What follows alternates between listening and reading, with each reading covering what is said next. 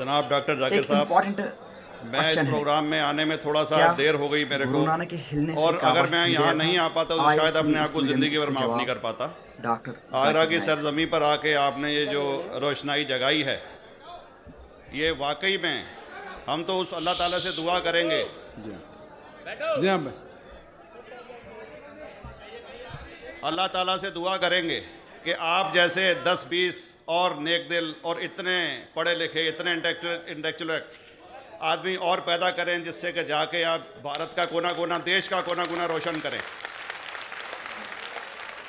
तहे दिल से स्वागत आपका। मेरा एक छोटा सा सवाल से पहले थोड़ा सा हमारे भी गुरु ग्रंथ साहब के अंदर गुरु नानक साहब ने पूरी दुनिया का चक्कर लगाया, जिसके अंदर मक्का मदीना भी शामिल है। और जैसा कि एक सवाल इससे पहले हो चुका है कि गैर मुस्लिम जो है मक्का मदीना में अलाउड नहीं, या वहाँ का कैंटोनमेंट जो है अलाउ परमिशन नहीं देता। मगर ये तो तय है, आप मानते हैं, इस्लाम मानता है, हम मानते हैं, हमारे ग्रंथों के अंदर दर्ज है। गुरु नानक साहब के 2 चेले थे, एक बाला और एक मर्दाना, एक हिंदू और एक मुस्लिम। मर्दाना की बहुत ख्वाहिश थी कि मुसलमान जब तक पूरा मुसलमान नहीं कहलाने का हकदार, जब तक कि वो काबा का दर्शन ना कराए, तो गुरु नानक साहब उसको लेके और काबा गए।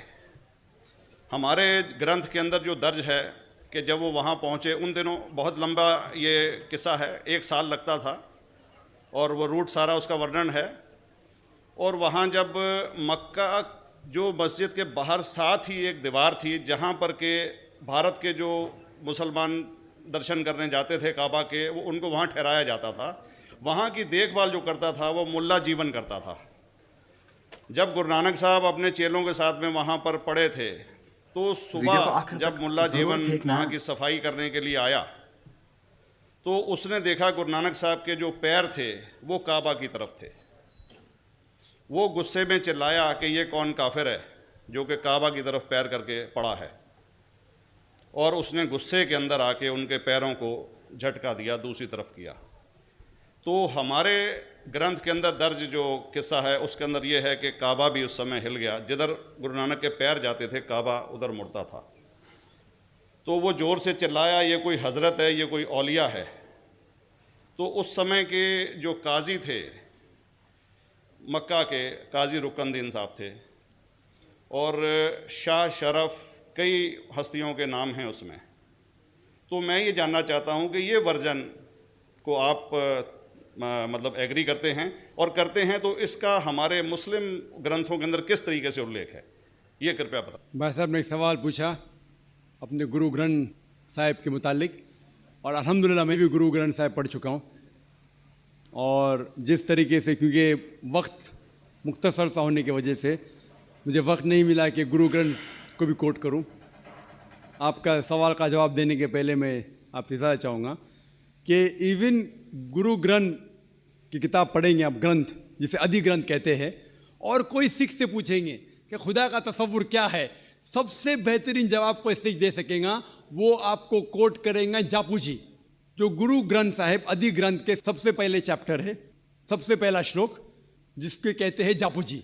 इसके मानी है कि God is true, he is only one, he is not begotten and is free from fear and want. क्योंकि मैंने अंग्रेजी में पढ़ा हूँ, इसलिए मैं अंग्रेजी में उसे कह रहा हूँ कि खुदा एक ही है, वो हक है, और वो ना किसी को जना है ना किसी को जनेगा, और वो इमॉर्टल है, ना कभी मर सकता है। और इसको सिखिज्म में जो खुदा को कहते हैं Omkara, in manifest form he is Omkara, and unmanifest form he is एक ओमकारा। और कई इसके एट्रीब्यूट्स है, मिसाल के तौर पे परवरदिगार, अकल, और उसे रहीम कहा गया है, Wahe Guru as one God कहा गया है, और it is strictly against idol worship and अवतारवादा। भाई साहब का सवाल था कि उनने ग्रंथ में पढ़ा कि गुरु नानक साहब मक्का के, और उनका पैर काबा की तरफ था, और कोई मौलवी ने पैर को हिलाए और काबा हिल गया।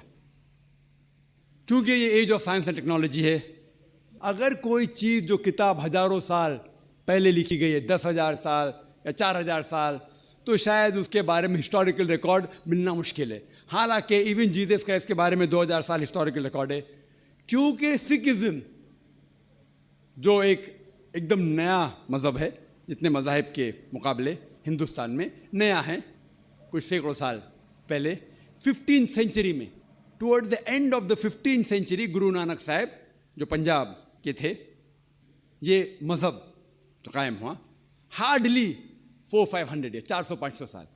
और अगर ये मान लो, सपोज मिसाल के तौर पे मान लो, मैं क्यों कह रहा हूँ कि मैं नहीं चाहता हूँ किसी को बुरा लगे, मान लो ये सच है, मान लो अगर 400-500 साल पहले अगर ये होता था कि काबा इधर से उधर हिल जाता था, तो हिस्टोरिकल रिकॉर्ड में बिल्कुल लिखा होता था। और कई हिस्टोरिकल रिकॉर्ड में ये नहीं कि काबा हिला इधर उधर, कई हिस्टोरिकल रिकॉर्ड आप देखेंगे। हिस्ट्री इतनी अल्हम्दुलिल्लाह 800-900 साल पहले, 1000 साल पहले जो मुगल ने किए, बिल्कुल लिखा हुआ हिस्टोरिकल रिकॉर्ड में।